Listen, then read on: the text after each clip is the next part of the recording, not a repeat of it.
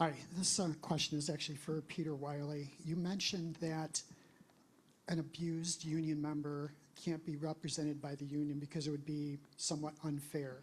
But isn't the union protecting the abuser who is actually a member of the union? In one of the two situations I went through, the abuser was actually the chapter president who had been there for 18 consecutive years. And I've learned the hard way through what you had to say that the union's worthless. But the second question is, should unions be held liable if the abuser is not only a union member, but a member of an elected position or a nominated committee, because they, in my opinion, would have a responsibility to be a proper individual and show the respect of other members or other employees. Is that a question for me? Yes. Mm-hmm. I didn't get the first part of the question. The first part is you said that union members can't expect any help from the union because the union would appear that they were helping the abused party. But in a sense, aren't they just protecting the abuser, and therefore that person is being helped, you know, to continue the abuse for whatever purpose they want to do so?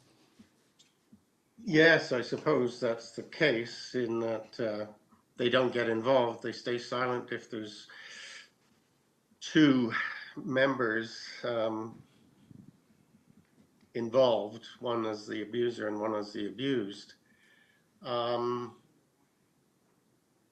I guess they'd say they're staying neutral. On the other issue of can the unions be held accountable? They're not really accountable. I know in Canada, in my jurisdiction in British Columbia, they're only accountable through the BC Labour Relations Board. Their only duty to any member is duty of fair representation, which is extremely weak, as Peter Bowell's articles highlight. And duty of fair representation duty of unfair representation claims get turned down 95 to 99% of the time by the labor board. So the unions are fairly unaccountable, I think. I'm not sure if there's more accountability in other jurisdictions. Thank you. Okay.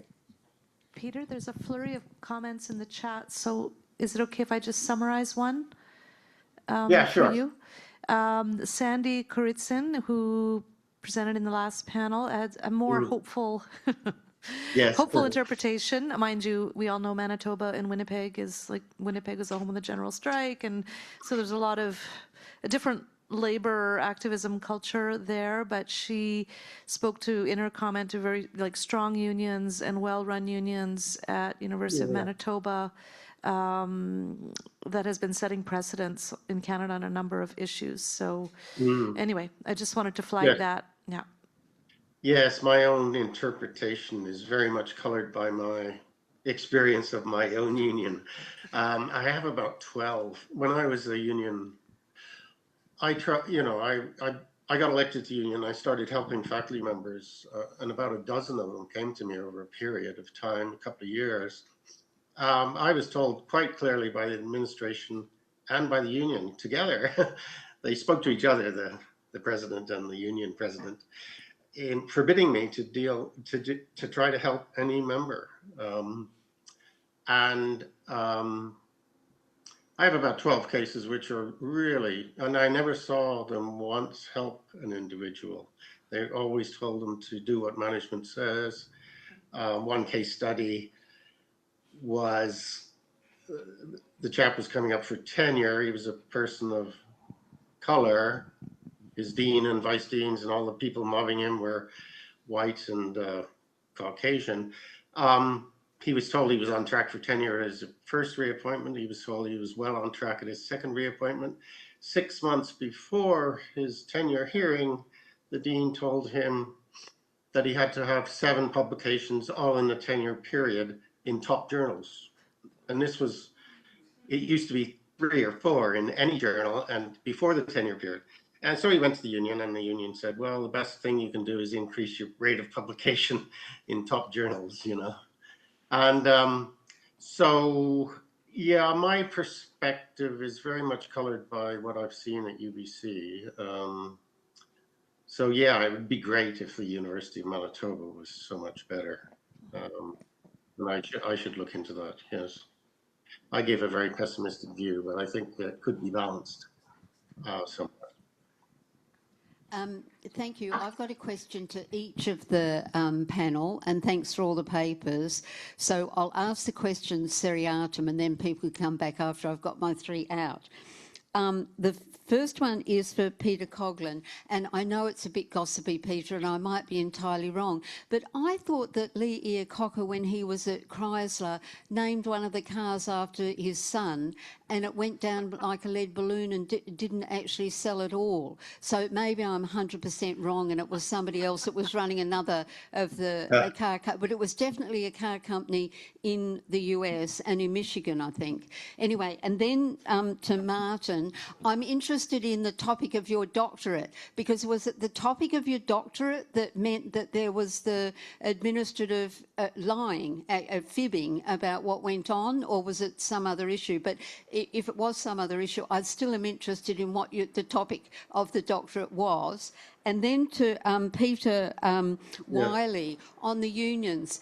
This is what I've always done as a barrister when I'm representing people. As soon as they come to you and you know they're a union member, you ask them to go back to the union and get the union involved and get the union on their side, because you jolly well know that it's highly likely that the person or the people on the other side will also be members of the union. So you've got to get your client in first so that they get the union on side, and the other party or parties have to then go to the union and get represented by another union, because there can't be conflict of interest. But that's what I've always done, and unions in Australia do represent people. They would, most of them anyway. I've never met a union in Australia that would say it would not represent an individual that's a member and that's in legal difficulties. Anyway, that's my three questions. Thank you.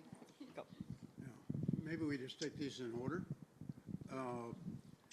As for the car named after the son, I've never heard that rumor.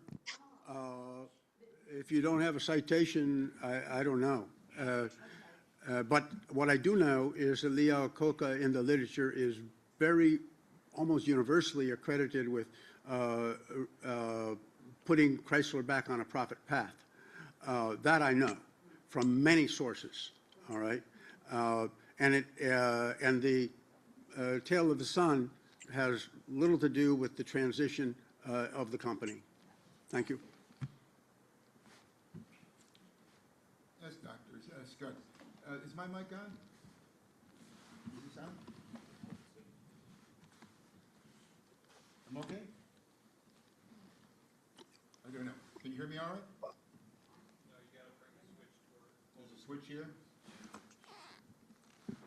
I have been at several U.S. universities where the union is actually representing a lot of very non-academically, like, I can't even remember, I'm blanking on the names of the types of, like, iron workers, electricians. So there has been a lot of dialogue about why are these particular unions representing faculty who have such a very different kind of occupation or whatever. And so I'm wondering whether or not, from a faculty perspective, are U.S. unions more supportive of faculty, or is it the same as what has been described in Canada?